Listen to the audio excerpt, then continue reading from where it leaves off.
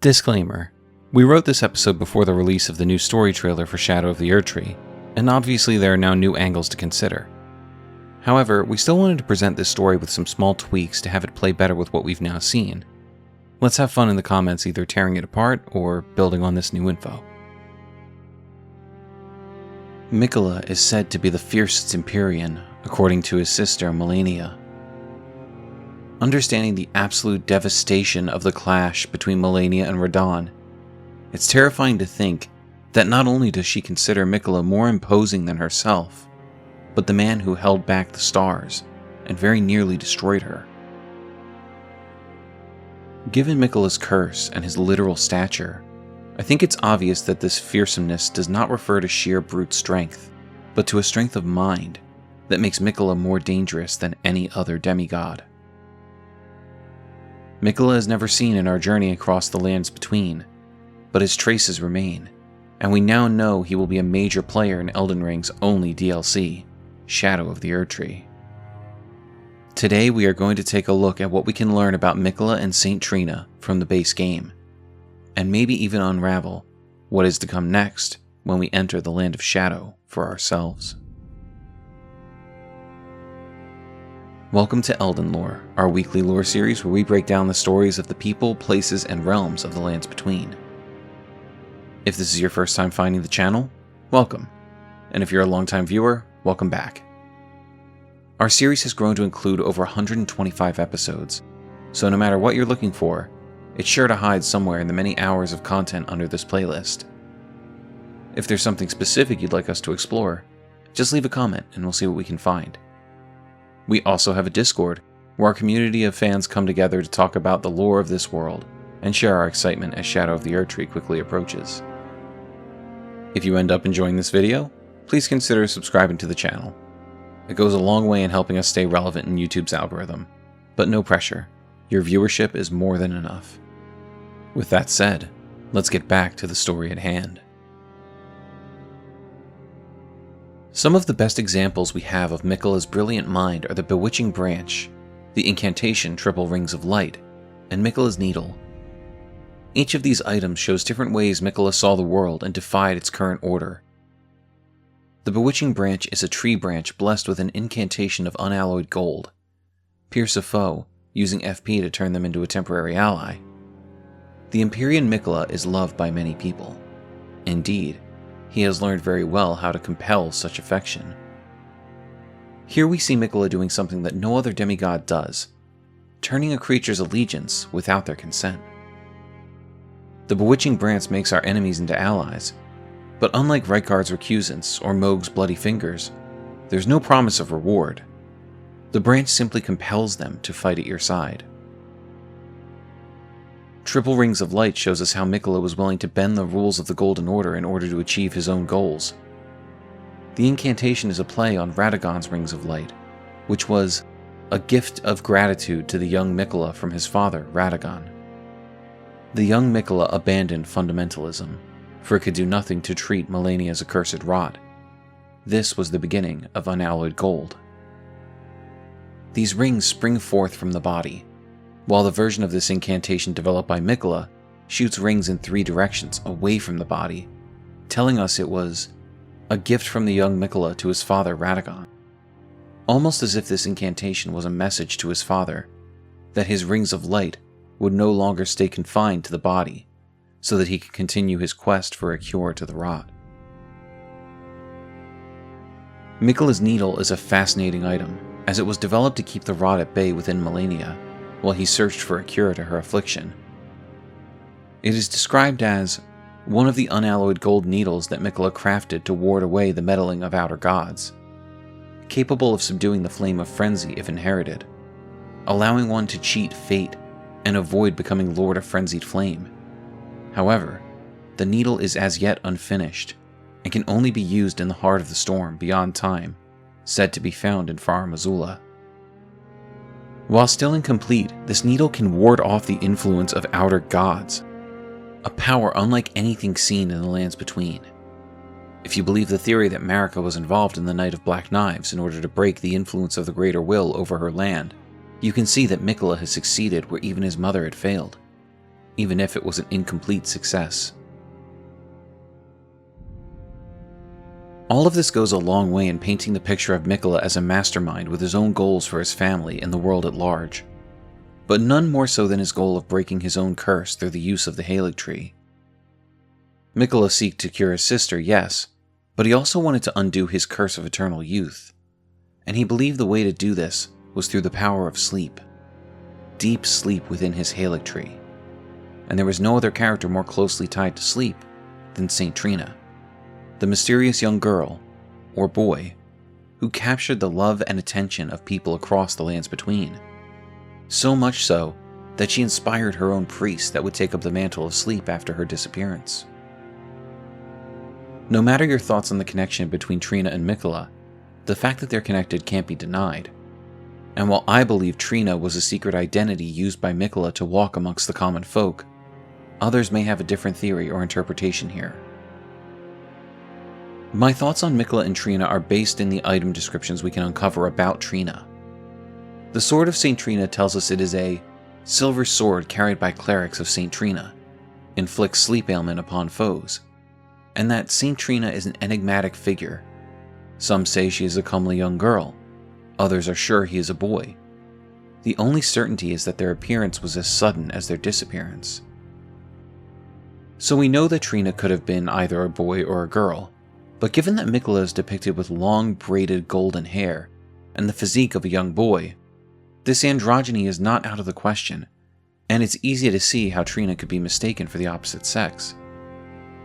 Saint Trina's torch is described as a candlestand torch that burns with a light purple flame. The carvings depict Saint Trina, but in adult form, somewhat unnervingly. The light purple flame induces sleep. This tells us Saint Trina had the appearance of a child, and the idea of their adult form being unnerving to the people of the lands between, I believe lends credence to their connection as one and the same, due to Miquella never being able to age. Also, the depiction of Saint Trina shows her face covered from the nose up, meaning that this is likely how Trina traveled the land, never revealing her whole face. There's also the matter of the crack under the left eye, which some in the community have supposed could tie Trina, or rather Miquella, to Ronnie and Melina with their eye tattoos. However, I believe this is nothing more than some chipping on the torch, as cracks can be seen throughout the item. We then have the various sleep-inducing items associated with Saint Trina. Trina's arrows are described as being carved to resemble a withered water lily. Affects targets with a powerful sleep effect. Priests of Saint Trina use these arrows to spread their teachings. The sweet oblivion of sleep can become quite the habit. The various fervors cookbooks teach us to create sleep-inducing items using Trina's lilies, and are described as a record of crafting techniques left by a man who was utterly captivated by Saint Trina. He continued the search for her in his slumber. Another strong tie between Miquella and Trina is that the creator of these cookbooks must have gleaned a deeper truth, because his third book teaches us to create a bewitching branch, not an item associated with sleep, but rather the bewitching nature of Miquella himself. I believe this is enough to tie the two characters together definitively, but the question of whether Trina is a projection, a broken off piece of Miquella, or simply an alias used to travel the land is still up for debate. With all of this outlined before us, I believe the game is pointing us in one solid direction when it comes to the Land of Shadow.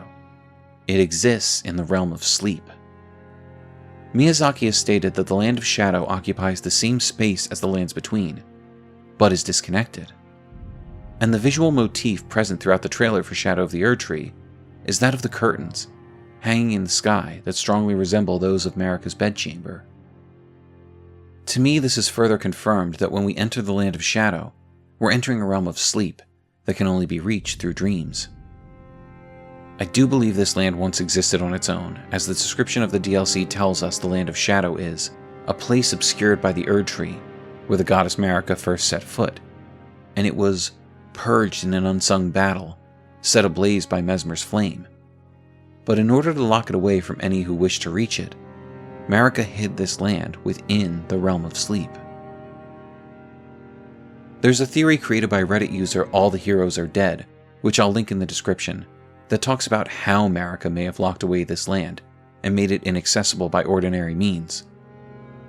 They believe that the Land of Shadow is more of an Evergaol situation, and they created an image that shows how the veil we see in the sky during the trailer, and in Marika's bedchamber, could overlap with the 6 divine towers, making these towers part of a grand seal that's locked away the Land of Shadow.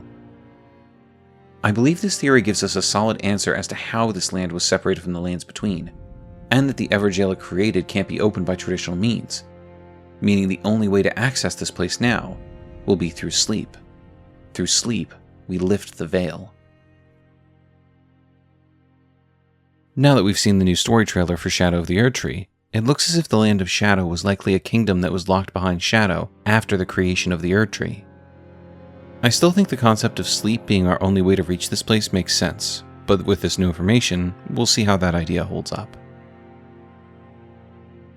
The description of the DLC tells us, "It was to this land that Miquella departed, divesting himself of his flesh, his strength, his lineage, of all things golden."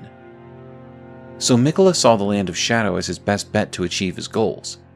He learned all he could about sleep as Saint Trina, and wielded its power for himself. It was through sleep that Miquella would gain the knowledge to break both his sisters and his curses, and in order to do that, he needed to slumber within the Erdtree, which he grew through the power of his own blood.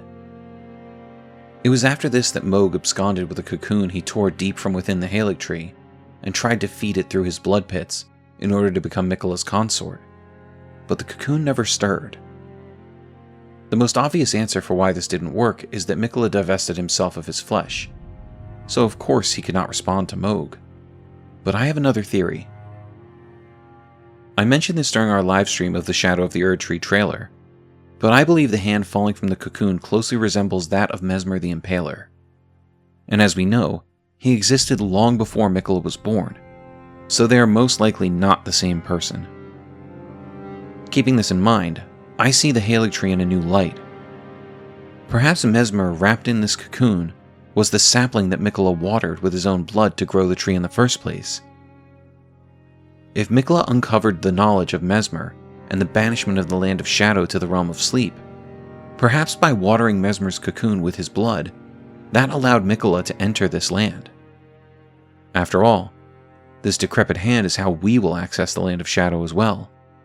And this hand reaching out from the cocoon being Miquella's is not the only explanation we have for his divested flesh. It's been pointed out by many before me, but when looking at the roots of the Erdtree, we can see Miquella himself. So perhaps this is what's left of Miquella's body, having become one with his Erdtree, which leaves Mezmer as the seed that spawned the tree itself. I'm confident that come this June, when we enter the Land of Shadow, we will do so by touching Mezmer's hand within Mohg's chamber and falling into a deep slumber. Led by the words of St. Trina's followers, we will enter this land of sleep and shadow. We will encounter at least one priest of Trina, perhaps the person who created the Fervor's cookbook, and we will discover more sleep-related incantations from those who made it to this realm before us. After all, the first trailer we saw shows a light purple spell of some sort, and the gloom of sleep hangs thick in the air with ethereal, almost purple skies. From this journey, we will not change the fate of the lands between, but we will come to understand Miquella, Mezmer, and the power of slumber. And perhaps this will bring us a better understanding of Elden Ring as a whole. We'll just have to be patient and wait to see if these theories ring true. Thank you for joining us for this exploration of the connection between Miquella and St. Trina, as well as our theories on the power of sleep itself in the lands between. Do you believe that sleep will play a major role in the lore and story of Shadow of the Erdtree? Is the hand we use to access the Land of Shadow that of Miquella or Mezmer? Do you believe St. Trina is a projection, a being split off from Miquella, a disguise, or her own person altogether? Let us know your thoughts and theories in the comments below. Don't forget to like, subscribe, hit the bell, and set notifications to all so you never miss out on any of our lore dives. We look forward to seeing you again for more Elden Lore.